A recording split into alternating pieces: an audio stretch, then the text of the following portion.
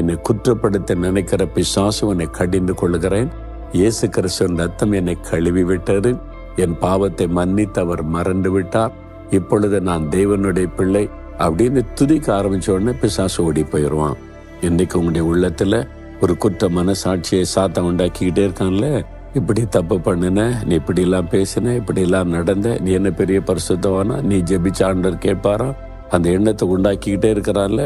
நீங்க சொல்லுங்க, சாத்தானே, என் இயேசு கிறிஸ்துவின் ரத்தம் என்னை கழுவி சுத்திகரித்து விட்டாரு.